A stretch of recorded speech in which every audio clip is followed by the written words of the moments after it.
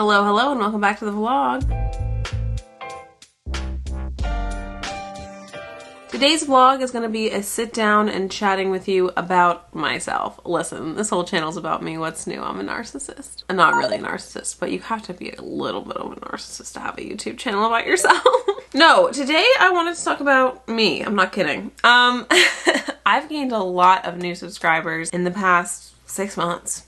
Like, a lot. In fact, let me check how many. Yeah, in the last year alone, I've gained almost 3,000 subscribers. So I am almost at 10,000, which is very exciting. But just as like a personal little achievement for myself. But I feel like a lot of people are just kind of dropping into my channel and media rest, which is fine. But I wanted to do a little video as like a little primer into who the fuck you're watching. Who am I? What am I all about? You know, just to like basically allow me to reintroduce myself to everyone who watches me, because yeah, you're probably just picking up bits and pieces here. And I mean, I've been putting out videos for years, so you could be watching a video from 2017 and then come to one of these videos and my whole life has changed and everything is different and you're like, who, what, when, where, why? So yeah, let's chat about me. Now, I've done a lot of like question and answer videos and stuff in the past, so I'll link some of those down below, because especially some of them are kind of recent, and maybe that will help answer some more recent questions, but still, let's chat. My name is Rachel, and this channel is called Rachel Rambles. It used to be called Ladle by Ladle. I don't exactly remember when I rebranded to Rachel Rambles. 3 years ago, I rebranded into Rachel Rambles. Oh, that's interesting. Most of you have, especially the more recent subscribers, have probably found me through Sierra Schulte, because I'm her producer and her editor, and I've been working for Sierra for like 5 years, I think. So if you know me as a person on the internet, it is typically through Sierra. Alternatively, the first like 6,000 subscribers I have likely know me through what this channel original branding, Ladle by Ladle, which I started back in 2016, I think. As a eating disorder recovery channel. Yep, I used to have an eating disorder. I used to be severely anorexic. I recovered from my anorexia in 2015, and I started a YouTube channel about it in 2016 to spread my knowledge. All of those videos are up. I never take them down. It was a promise I made to my original subscribers, because I know that people like to go back and rewatch those videos and they find them really helpful. But over the years, eating disorder recovery, like I said everything I could possibly say. I think I made like 80 videos about it. And there was just simply nothing else I had left to say. So if you are here for that, you can always go back and rewatch those. But I started slowly making videos that were more like trying all the Starbucks holiday drinks, or styling my boyfriend's clothes, or making 2-ingredient cakes, or a day in my life, or recreating photos, or you know, whatever. More just like videos that I wanted to make. And so I rebranded to Rachel Rambles, I guess 3 years ago. More recently, I have just been vlogging. I kind of found my voice through vlogging, especially after I quit my full-time job and I had way more time to dedicate to my YouTube channel. And I've been putting out 3 vlogs a week for months. So if you're looking for a vlogger with lots of big backlog of recent content, I am your girl. I started vlogging when I was planning my wedding. I was doing like 1 vlog a week through that, because I was also working 2 jobs. So it was just a lot. And then, yeah, and then after the wedding and after I quit my job, 3 vlogs a week pretty consistently, except for in December when I did 1 vlog a day. I did a vlog every day. Vlogging is kind of where it's been at for me recently. A little bit about who I am now and what the vlogs consist of now in my life is I'm 30 years old. I'm married. I got married in September of 2022 to my longtime partner. We had been together since October 2015. So I've been with my husband for, it'll be 9 years this year. Have been together for 9 years, married for 2 years this year, and we are currently expecting our first child. I am due in March with our son. We live in Los Angeles. Specifically, we live in the Valley. We purchased a home in February of 2022. We moved in March of 2022. I did a tour of my house during Vlogmas, so if you're interested in this little townhouse and what it looks like, go check that out. Although we are currently renovating what was my office in that video into the nursery. I have 2 cats named Beethoven and Big Tuna. Beethoven will be 7 years old this year, and Tuna, or Big Tuna, will be 5 years old this year. And they are the honestly nicest, sweetest, most incredible cats I've ever had in my life. I'm a cat person and I love them very much. But I've had cats my whole life, and these cats are just like next level, top tier. Mario and I, my husband Mario and I, always joke that I don't know how we got so lucky with these cats, but we must have done something right raising them, and that's a really good sign for us with our human child, because they are just like so intrinsically sweet. Actually I have portraits of both of them tattooed on me. I have like 11 tattoos. I love tattoos. I actually was planning on getting a big one, and then I got pregnant last year, and I definitely did a tattoo tour in one of my Q&A videos, so again, those are going to be linked below. I'm a full-time producer and editor for the Schultze Collective and Sierra Schultze. I quit my full-time corporate job to do that at the sort of midpoint of last year, mostly so that I would have more time to be home and prepare. We were going to try and conceive, and then we got pregnant, and timing wise that's all kind of worked out. But yes, I have always worked in the media space. Before I was a full-time YouTube editor, essentially. I've been a part-time YouTube editor for years, and I've done work for a lot of different YouTubers on the platform. I've also done graphic design and digital art for Disney, freelance in the past. Before I quit my job, I worked in television post-production. Basically, my career started in 2015. When I graduated from college. I actually started working on the set of NCIS New Orleans before I even ever graduated from school. I was a producer's assistant in New Orleans. I went to college in New Orleans. I started as a producer's assistant for NCIS New Orleans. I did that for a season and a half. And then Mario got into grad school, and we'd been dating, and we decided to move together to Los Angeles. I followed him, and I got a job on my very first day in Los Angeles on a show called Doubt, which was a 1-season long law drama with Katherine Heigl, Elliot Gould, Laverne Cox, Dule Hill on CBS as a post-production coordinator. And from there, I just worked my way up the post-production pipeline in television. I went on to become a post-production coordinator for a show called Being Mary Jane on the BET. And then after Being Mary Jane season 4, I went on to do 2 pilots concurrently at the same time, one for TNT and one for Hulu. Post-production coordinator for the one for Hulu, and I was post-production supervisor for the one for TNT.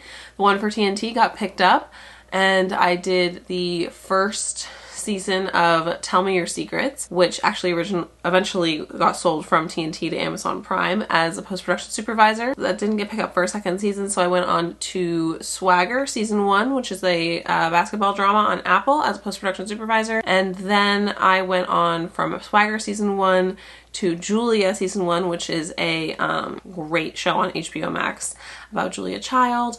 And I was working as a post-production supervisor there before I decided I wanted to get into something more stable, because I had gotten engaged. Basically, when you work freelance in the TV business, especially the way that I was working, because I had no breaks, every single one of those shows I just listed overlapped with each other, you don't get time off. And I was about to go on to Julia season 2, and they basically told me that I wasn't going to get time off for my wedding, so I panicked, and I got a job as a post-production manager at Legendary Entertainment, where I worked for about 1.5 years. That is sort of like my career. I have a lot of experience in television and post-production in general. And then simultaneously, starting in 2018 or 2019, I started doing YouTube editing on nights and weekends. And now I'm in a place where I do that full-time, and I only work part-time, basically. I know I just said full-time, but like my hours wise, like I went from working 80 to 100 hours a week to now I work like 20 to 30 hours a week, so it's been really lovely. Yes, like I mentioned, I live in the Valley of Los Angeles. We moved out here. Truly, it was the best thing that ever happened to my career.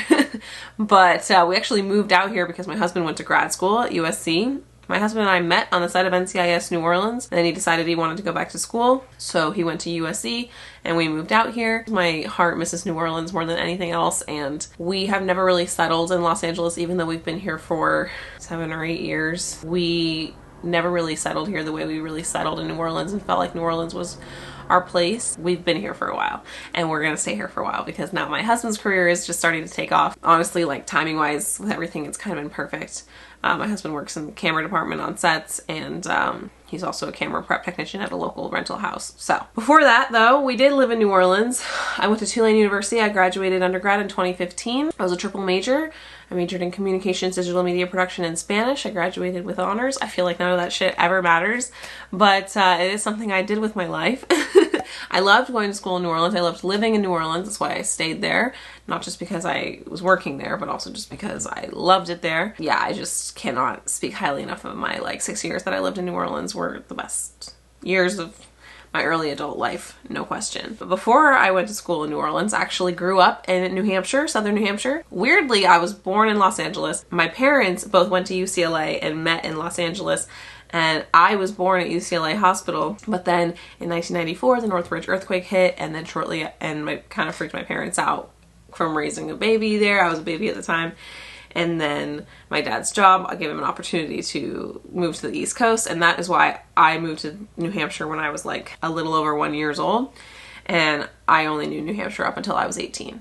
So I grew up in New Hampshire, then I moved to New Orleans for school, stayed in New Orleans, met my husband, we moved out to Los Angeles, and that is how I ended up here. I've lived in all different areas of Los Angeles. We had to move around a couple of times in LA as rent got hiked up in the neighborhoods that we were living in. We lived in Los Feliz. We were in this crazy illegal sublet. It was wild. Then rent got hiked up. We moved to Highland Park. Then Highland Park got crazy gentrified. Rent kept going up. We had to move, and then we eventually bought this house here in the Valley. Let's see, I've talked about my job. I've talked about where I've lived. I've talked about where I'm at now. Let's just do a couple little fun facts about me. I'm a cat person. I'm a Disney adult. About to have a kid, but I've been a childless millennial Disney adult for my whole adult life. And I have a collection of over 70, possibly now over 80 Disney mini ears. They're all above me. That's why I'm looking up when I say that. We are Disneyland annual pass holders, and we go at least once a month. That's our objective. Although now with the baby, we probably won't be going very frequently until he's a little older. We're just big Disney parks people. We also like the movies and the TV shows. Actually just finished watching Echo last night. I thought it was incredible. Makes me want to go rewatch Daredevil. Yeah, I'm definitely a consumer of all things that are now like popular media, but weren't always. I've always been a big fan of Star Wars. I've been a huge fan of Star Trek my whole life. Harry Potter. I would say my biggest fandom is Buffy the Vampire Slayer. In the like late 2000s, early 2010s, I was like a big Tumblr fangirl of like Doctor Who and Star Kid, Harry Potter musical, all of that stuff. I was like really, really into that. So I'm a nerd, I guess, but who isn't these days? I mean, I feel like it's so funny because when I was in high school, these things were not cool. And I was not cool in high school at all. And now they're like mainstream media. And it's almost like annoying that I read comic books. They're not annoying, but just like very mainstream that we play Dungeons and Dragons and we read comic books because God, it was just not that cool when I was in high school. But that's definitely like the kind of person I am. I'm a big fucking nerd, and I'm interested in most things nerd culture. If there's something that is like not really, like I'm not a huge Lord of the Rings person, for example, but I like Lord of the Rings. I like fantasy. I like sci-fi. Who doesn't? I guess some people don't. I do. I'm a purple person. I would say that like if it's chuggy and millennial, which I don't even think people are saying chuggy anymore, but like back when chuggy was a thing, I was like, fuck, that's me. Then it's me. So I'm a purple person. I have like a million things that are purple in my life. Purple is my absolute favorite color, and if I ever get a chance to choose something in any color, it is always purple. I'm in my bedroom right now because I just moved my office into the bedroom so that I could have space for the baby's nursery, but I've had a purple office for the last several years because I had one in this in this house, and then I also had one in my previous apartment, but I've always just had purple everything my whole life. I don't even know how to explain it. I fucking love the color purple. I swear a lot, and that sometimes bothers people. It's interesting. I don't think about it that much, but my parents swear a lot, specifically my dad, and they always have ever since I was a little kid. So swearing is just like kind of part of the family dialect, and I truly don't notice how much I swear unless somebody points it out to me. But I definitely swear a lot. I would say in general, I'm just like very much like other girls. I like have a million water bottles and tumblers. I like to go to Target a lot. I'm an extremely organized person. I'm type A. I'm a little anxious. I'm a little neurotic. I'm pretty clean. And I have high expectations for cleanliness around me. It isn't really fun facts. It's just like me explaining myself. I'm an atheist, although my family is Jewish. I'm bisexual. I'm a Gemini. I'm an only child, and I'm very close to my parents. My parents moved from New Hampshire back to Southern California. They live in San Diego, which is where my dad is actually originally from. They moved last year, so it's been really lovely having my parents near me, especially as I am about to give birth to my first child and their first and only grandchild. That's why I frequently go down to San Diego, that and the fact that Sierra also lives down there, so it just kind of works out. I value my relationship with my husband, my relationship with my friends, my health and wellness of my cats, and the health and wellness of my soon-to-be child probably above anything else in my life these days. I used to prioritize work and I used to be a workaholic, but I have shifted into a much healthier mindset lately.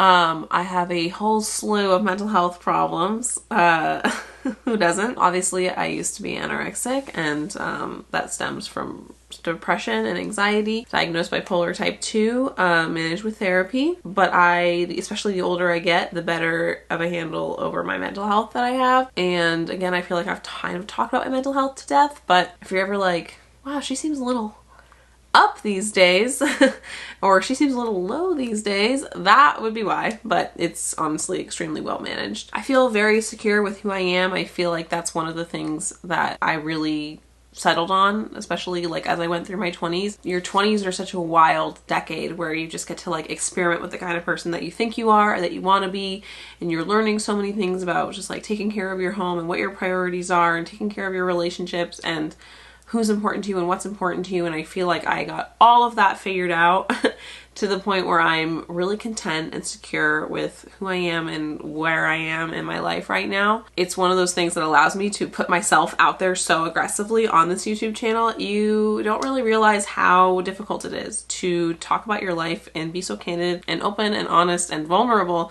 with your life until you're doing it. But I'm really secure in who I am as a person, and I think that's why doing these YouTube videos is just so, I don't know, easy for me. But that is definitely something that has come with age and maturity, and I'm sure I'll look back at this in like 5 years and 10 years and be like, oh, you had no idea. And I probably don't, because my whole life is about to change with this baby. So anyway, I think I've been talking for long enough. I've been talking for like 30 minutes. I'm sure I cut out a lot of it, so the video is not that long. But yeah, that's a little re-intro, a little re-primer into me and who I am and my life.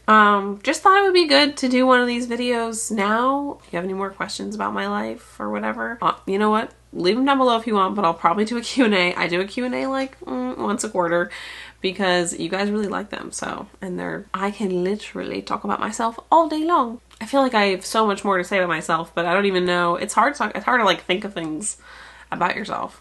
I don't know.